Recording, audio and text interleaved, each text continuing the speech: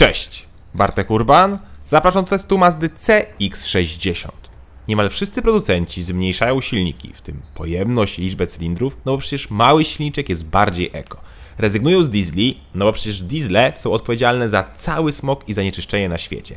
A nawet i czasami rezygnują z napędów na tył, zostawiają tylko 4x4, no bo przecież napęd na tył jest niebezpieczny. I wtedy wchodzi Mazda cała na biało, to znaczy w moim przypadku na czarno, z modelem CX-60 i silnikiem turbo diesla o pojemności 3,3 litra, rzędowa szóstka i z napędem na tył. Tak, Mazda do swojego nowego modelu oferuje ponad 3-litrowego turbo diesla.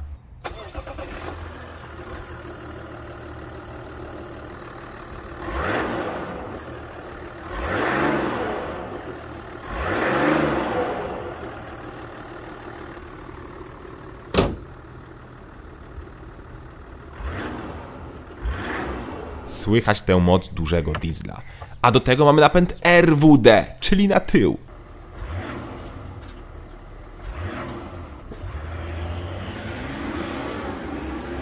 Niestety nie da się palić kapcia, ani nie da się latać bokiem jak Seba pod Tesco. To znaczy można zakręcić takiego żałosnego bączka jednym kołem, bo auto nie ma szpery, no ale CX-60 nie do tego służy. To jest duży SUV, który komfortowo ma nas przewozić, chociaż jak dla mnie jest delikatnie za sztywny. To znaczy, ja lubię taką sztywność, ale jak ktoś oczekuje super komfortu, to tu takiego nie ma. Tutaj czuć bardziej sport, ale taki zrównoważony. Czuć też, że auto jest tylnonapędowe i czasami, jak szybko sprowokujemy Mazdę, to lekko nas postawi bokiem, ale jeszcze szybciej zaingerują systemy.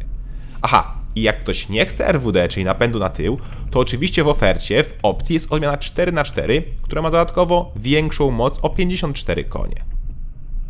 No właśnie. Silnik ma dużą, jak na dzisiejsze standardy, pojemność, bardzo dobrze brzmi, ale ma małą moc. Tak, małą, bowiem z 3,3 litrowej pojemności z turbo mamy tylko 200 koni. Tylko, bo przecież 200 koni z turbo diesli to inni producenci wyciągają z pojemności 2 litrów. Ale Mazda po raz kolejny poszła inną drogą. Duża pojemność i niewysilony silnik. To ma być sukces na niezawodność. W ogóle ta jednostka 3.3 to jest przebudowany silnik 2.2 diesla od Mazdy. Po prostu dorzucono dodatkowe 2 cylindry. I wybór, że jest to rzędowa szóstka, a nie V6 też nie był przypadkowy, bowiem w rzędowej szóstce łatwiej zapanować nad wibracjami, a poza tym jest to prostsza konstrukcja ze względu na chociażby jedną głowicę, a V6 mają dwie. W opisie dodaję bardzo ciekawy opis technologii zastosowanych w tym silniku z portalu wyborkierowców.pl. A ja zajmę się praktyką. Mamy więc 200 koni, 3,3 litry pojemności, napęd na tył oraz 8-stopniowy klasyczny automat. A to nam powinno dać 8,4 sekundy w sprincie do pierwszej setki. Pora więc na test.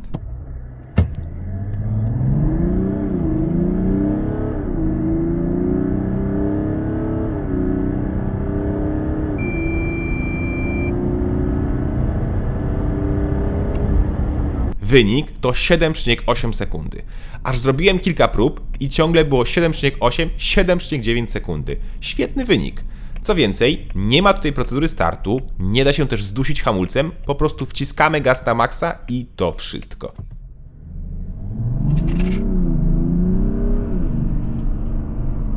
Nie ma więc też różnicy, czy mamy tryb sportowy, czy normalny, bo moc jest ta sama, więc z miejsca wciskając do oporu jest ten sam czas. Aha, i tak, auto ma tylko 2 tryby jazdy, normal i sport. Nie ma tu czegoś takiego jak chociażby eko i w sumie nie dziwię się, nie jest potrzebne. Auto jest super oszczędne, ale to tak super. W mieście robimy wyniki od 5 do 8 litrów. Poważnie, da się zrobić po 5 litrów w mieście w tym dużym SUV-ie. A na trasie jest jeszcze lepiej, bo przy 120, i teraz uwaga, miałem zużycie od 5,2 do 5,5 litra, a przy 140 od 6,5 do 6,7 litra. Niesamowicie niskie zużycie spalania, jak na SUV-a. Brawo, brawo i jeszcze raz brawo.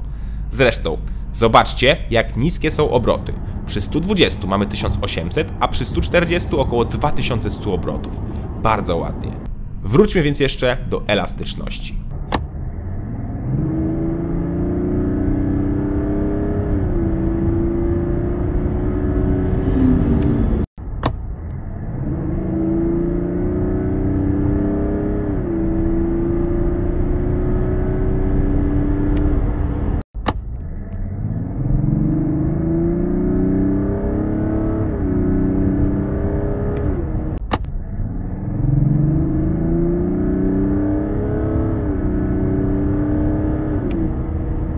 Auto ładnie przyspiesza, nie brakuje tutaj osiągów, a zwłoka, jak widzieliście, no jest w miarę mała. W miarę, bo dużo gorzej jest, jak auto zgasi silnik. Tak, zgasi, bowiem ten diesel ma miękką hybrydę i pozwala gasić silnik podczas jazdy i to do prędkości 140 km/h. Jest to system, który zamiast wprowadzać w żeglowanie, czyli na przykład zrzucać na neutral bieg, tutaj gasi silnik. No i super, działa to sprawnie, no chyba, że chcemy szybko przyspieszyć. Wtedy wygląda to tak.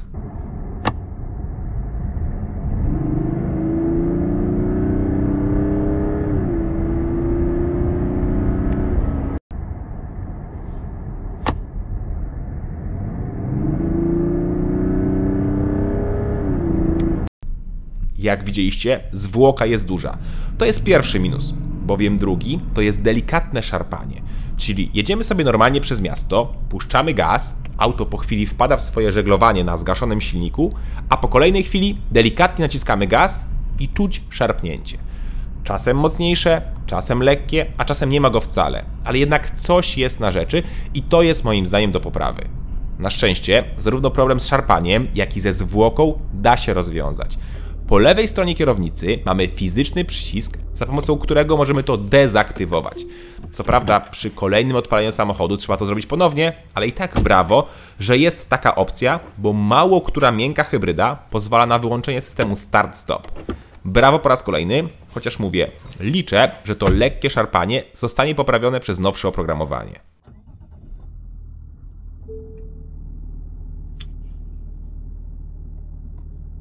Wróćmy więc do nadwozia, które od wersji PHEV czy innych odmian różni się jednym elementem.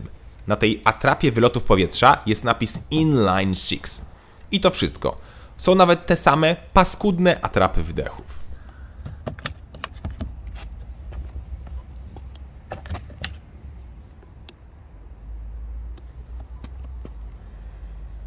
Samochód ma też dokładnie te same wymiary oraz, co mnie zaskoczyło, tą samą pojemność bagażnika, która wynosi 570 litrów.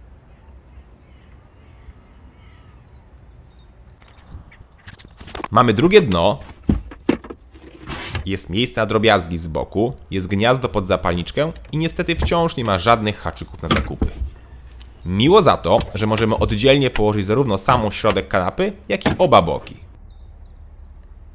No i kanapa ma regulację kąta oparcia, niestety, ale tak małą, że w zasadzie zbędną.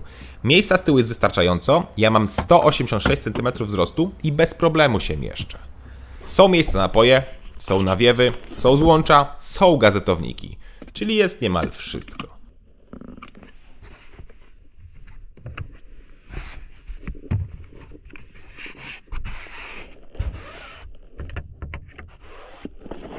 Jak widzicie, w podstawie są materiałowe fotele i to w pełni manualne. Dopiero wyższe wyposażenia mają skórę i elektrykę. Tutaj też jest wystarczająco miejsca, mamy bardzo dobrą widoczność i łatwo ustawić fotele. Dużo osób narzekało mi w komentarzach na te właśnie fotele, że są niewygodne, ale ja poza słabszym trzymaniem bocznym nie znalazłem w nich wad. Wadę chyba ma za to deska rozdzielcza. Chyba, ale dojdę do tego zaraz. Sama deska wygląda świetnie, jak to w Mazdach jest bardzo minimalistyczna i bardzo z klasą. No zobaczcie, chociażby na te cyfrowe zegary, które mają śliczny, klasyczny motyw. To powinno być prawnie uregulowane, żeby każdy producent miał chociaż jeden klasyczny motyw do wyboru. W CX-60 mamy też fizyczne przyciski od klimy i od audio, za co też duży plus. No i teraz dochodzimy do chyba minusa, czyli do najbardziej kontrowersyjnej rzeczy, czyli ekran główny. Po pierwsze, ma dość proste, żeby nie powiedzieć archaiczne grafiki, ale powiedzmy, że to nie jest problem. Obsługa jest prosta, łatwo większość funkcji odszukać i w sumie wszystko robimy za pomocą pokrętła, coś jak takie iDrive z BMW.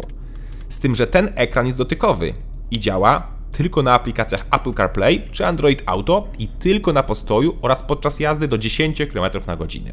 Potem dotyk nie działa i jest tylko pokrętło. I początkowo myślałem, że jest to świetne. Nie ma klikania po ekranie, bo to jest niebezpieczne.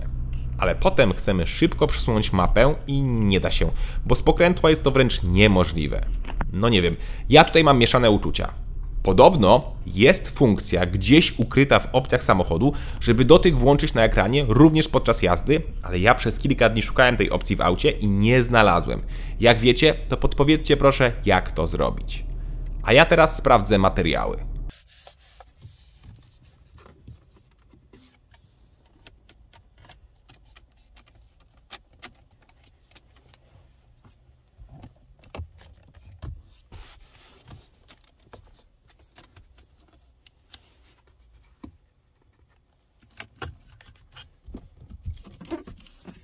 Materiały są niezłej jakości, chociaż jak słyszeliście, pojawiają się skrzypnięcia. Chociaż plusem ode mnie jest jak zwykle fakt, że nie ma piano black. Minusy natomiast są jeszcze dwa. Jeden to ten bardzo szeroki tunel środkowy, no ale tak już często w autach z RWD jest. A druga sprawa to wolant skrzyni biegów. Auto możemy zgasić na każdym trybie skrzyni biegów i po zgaszeniu zapala nam się P, tak jakby auto samo przeszło w ten tryb skrzyni biegów. Ale potem odpalamy samochód i nie da się go odpalić, bo jest komunikat, że trzeba najpierw przełączyć na P, a dopiero potem odpalić. Mnie to mocno denerwowało. Ja rozumiem, że trzeba odstawiać na P, ale po co w takim razie świeci się P po zgaszeniu na przykład na biegu R czy D? No nie rozumiem. Zrozumiem może za to cenę. Albo nie. Najpierw klasyczny przegląd schowków.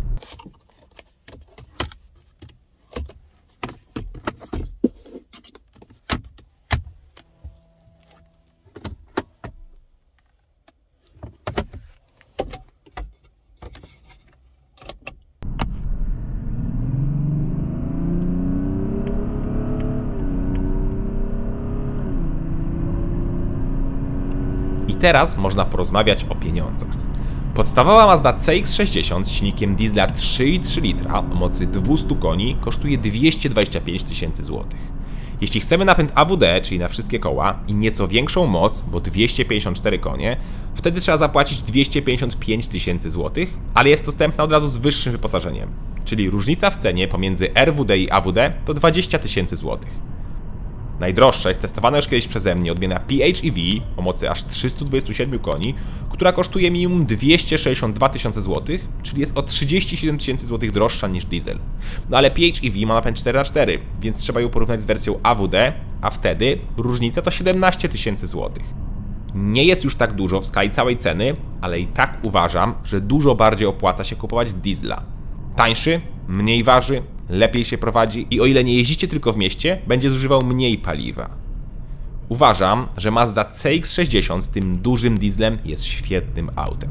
Poważnie, świetnym i Mazda ma ode mnie ogromnego plusa za wprowadzenie tego diesla w tak dziwnych czasach. W czasach, kiedy wszyscy szykanują diesle, a Mazda pokazuje, że da się i w trasie nie ma nic lepszego niż diesel. No dobra. Duża benzyna z LPG byłaby pewnie równie ekonomiczna, albo i nawet bardziej ekonomiczna, ale tego producenci jakoś nie podłapali.